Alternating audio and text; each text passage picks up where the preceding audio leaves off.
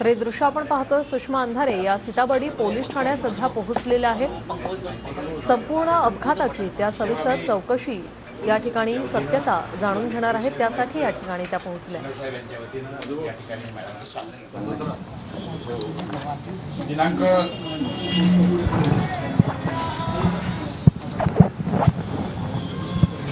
9/9/2024 रोजची ही घटना आहे. जवळपास 12:30ची ही घटना घडलेली आहे. त्यानंतर फिर्यादी जितेंद्र शिवाजी सोनकांबळे वय 40 वर्ष, राहणार पटवर्धन ग्राउंड धनकवली यांनी पोलीस स्टेशनला तक्रार दिली. ती तक्रार नोंदवली 9/9/2024 4:30 वाजता दाखल केली. त्यामध्ये आरोपी अपराध नंबर 938/24 कलम 281, 125, 125 324 2 BNS भारतीय न्याय संहिता आणि रेस ड्रायव्हिंग 184 नुसार दाखल केलेला आहे. तपासामध्ये आरोपी कोण होता, आरोपीची गाडी कोणाची होती, काय होती, याबाबत आम्ही तपास केलेला आहे. तपासामध्ये असं निष्पन्न झालंय की ती ऑडी कार जी आहे ती संकेत बावनकुळे यांच्या नावाने आहे आणि तो सुद्धा त्या वाहनामध्ये होता. त्या वाहनाचा चालक ज्यावेळी कोण चालवित होता याबद्दल आम्ही तपास केला तर अर्जुन जितेंद्र हावरे हा वाहन चालविताना तपासामध्ये निष्पन्न झालेला आहे. त्या तपासादरम्यान आम्ही त्याला अटक केलेली आहे आणि सदरचा गुन्हा जामिनकीचा असल्याने त्याला जामिनावर मुक्त केलेला आहे. 9 तारखेला अटक केली, 10 तारखेला 2 वाजता त्याला जामिनावर मुक्त केलं. तर याप्रमाणे तपास केला. आम्ही ड्रायव्हर कोण होता, काय होता याचे फुटेज आम्हाला मिळालेले आहेत. आम्ही फुटेज प्राप्त केलेले आहेत आणि ते आमच्याकडे तपासामध्ये समाविष्ट केलेले आहेत. ज्या 3 गाड्या आहेत, एक फिर्यादीची गाडी आहे, नंतर मग जी समोर पोलो गाडी आहे, ॲक्टिवा गाडी आहे, दहिवले, या 3ही गाड्यांचे आम्ही त्या साक्षीदारांचे बयान नोंदवले आले आहेत. एक जखमी बाईक स्वार मागे बसलेला होता मुलगा, त्याला सुद्धा हाताला खर्चेटलं होतं, त्या मेडिकल करण्यात आलेलं आहे. सगळं तपास आम्ही केलेला आहे. त्याच दिवशी सेम दाखल झाला, त्याच दिवशी आरोपींचं ब्लड सॅम्पल, त्यांचं मेडिकल CL आम्ही दाखल केलेलं आहे. याप्रमाणे तपास केलेला आहे. RTO काल येऊन गेलेले आहेत. RTOचं निरीक्षण सुरू आहे. आज सुद्धा ते 11 वाजता पुन्हा गाडीचं निरीक्षण करण्याकरता येणार आहे. त्यांचा रिपोर्ट प्राप्त होणे बाकी आहे. CAचा रिपोर्ट सुद्धा प्राप्त होणे बाकी आहे आणि प्रॉपर तपास करण्यात आलेला आहे आणि आता आमचा तपास सुरू आहे. सर काही विचारलं, ज्या दिवशी घटना घडली त्या दिवशी आपण आरोपींना ताब्यात घेतलं? हां, बरोबर आहे. आणि आपण त्यांना मेडिकलला पाठवलं. हो. ज्या अर्थी आपण आरोपींना ताब्यात घेतलं म्हणजे आरोपी काही हवेतनं पडला नाही, गाडीत होता, बरोबर आहे. मग गाडीचा नंबर FIR मध्ये का आला? हां, फिर्यादीला तो गाडीचा नंबर काय आहे त्याला माहित नव्हतं. फिर्यादीला माहित नव्हतं की आपल्याला माहिती होतं ना सर. नाही, त्यामध्ये आम्ही घेऊ शकत नाही ना. फिर्यादीलाच आम्ही फिर्याद जेव्हा घेतो की एक फिर्याद येतं की अशी माझ्यासोबत घटना घडलेली आहे, ती गाडी कोणती आहे मला माहिती नाही, परंतु या रंगाची या वर्णनाची गाडी आहे, त्या ठिकाणी सुसाट पडून गेलेली आहे, असं आम्हाला फिर्याद येतं. त्यानुसार आम्ही अगोदर नवीन जुनं सेक्शन आहे 154 CRPC नुसार आता 173 झालेला आहे. त्यानुसार प्राथमिक गुन्हा नोंद करतो आणि त्याच्यानंतर तपासाला सुरुवात करतो. तो सुरुवात केली आणि तपासामध्ये जसं निष्पन्न झालं तर त्यानुसार पुढचा तपास आपला सुरू. आणि मग आपल्याला निष्पन्न झालं की ती ऑडी आहे. यस. आणि ती ऑडी संकेत बावनकुळेच्या नावावर आहे.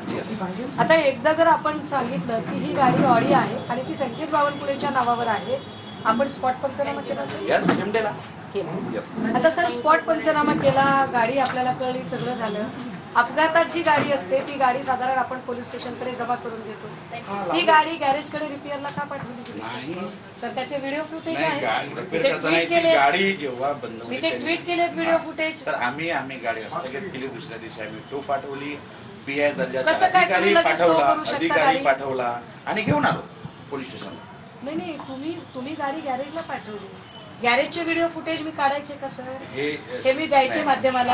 आम्ही गाडी हस्तगत केलेली आहे, आमची गाडी पोलिसांनी लागलेली आहे. ज्या अवस्थेमध्ये अपघात झालेला आहे गाडी गॅरेजला पाठवली गेली. RTOने गाडीचा नंबर नोंदवला नाही. आधी तर गाडीच नव्हती, आधी गाडीच नव्हती कुठल्याही. म्हणजे जेवढा तुम्हाला शक्य होतं तेवढं प्रकरण तुम्ही दाबायचा प्रयत्न केला, दाबलं तुम्ही प्रकरण, पण ते नंतर बाहेर आलं. बरं, बाहेर आलं प्रकरण, त्यानंतर गाडी आहे कुणाची तरी इथपर्यंत आलं. मग गाडी संकेत बावनकुळेची आहे इथपर्यंत प्रकरण आलं, पण माझा मुलगा गाडीत नव्हता हे बावनकुळे साहेबांचं स्टेटमेंट आहे. ओके.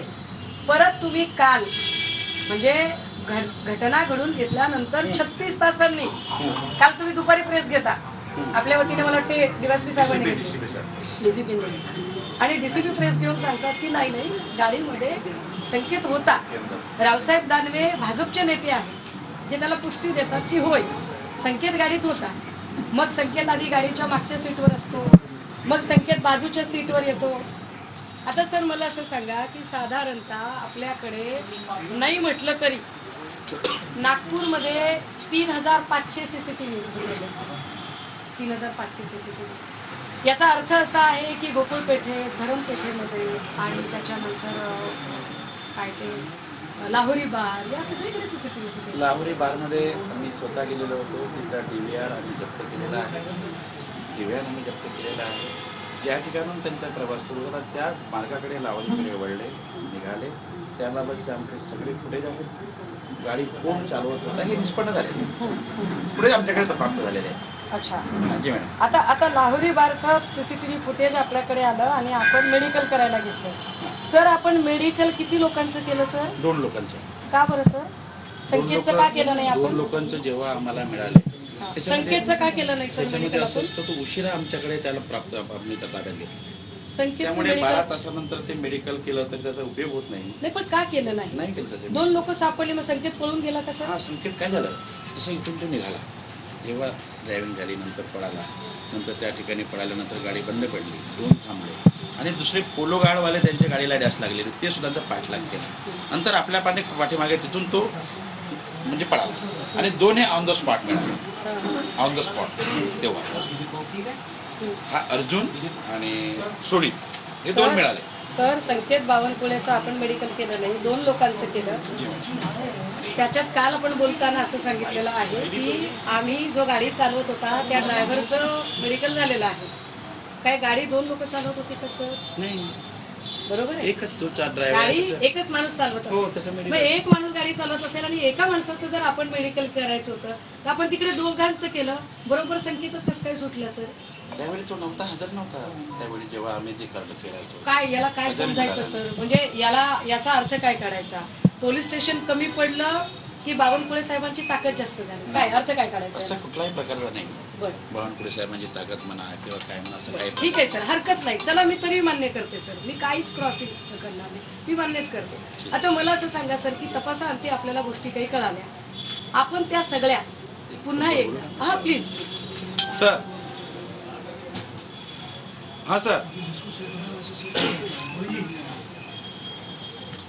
सर सर सर हां हां ठीक आहे. हो मॅडम आलेले आहेत. हो हो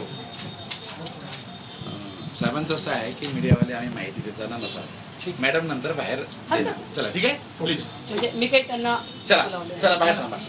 झालं सुरुवातीला आम्ही घटनाक्रम मॅडमला सांगितलेलं आहे. आता आम्ही मॅडम हे आपल्याला सगळं मॅडम तुम्हाला सगळं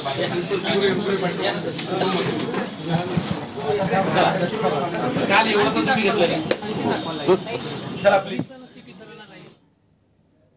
तर सुषमा अंधारे या सध्या पोलिसांकडून माहिती घेत आहेत. अपघाताची गाडी गॅरेजमध्ये रिपेअरिंगसाठी का पाठवली असं सुषमा अंधारेंनी विचारलंय. गॅरेजमध्ये गाडी नेली ते व्हिडिओ दाखव का असं अंधारे म्हणतात. अपघात प्रकरणी सुषमा अंधारे या सीताबर्डी पोलीस ठाण्यात पोहोचल्यात.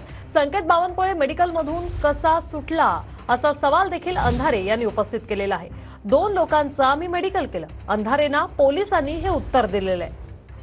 गाडीचा नंबर FIR मध्ये का नाही, सुषमा अंधारे यांनी हा सवाल विचारलाय. तर संकेत बावनकुळेंचं मेडिकल का केलं नाही असा सवालही अंधारे यांनी विचारलाय. पोलिसांना फोन आलाय आणि त्यानंतर माध्यमांना बाहेर जाण्याच्या सूचना करण्यात आलेल्या आहेत. अंधारेंसोबत चर्चा करताना पोलिसांनी मीडियाला बाहेर काढलेलं आहे.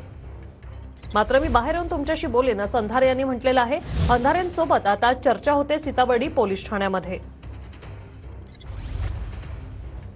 अनेक मुद्दे जे आहेत ते सुषमा अंधारे यांनी उपस्थित केले.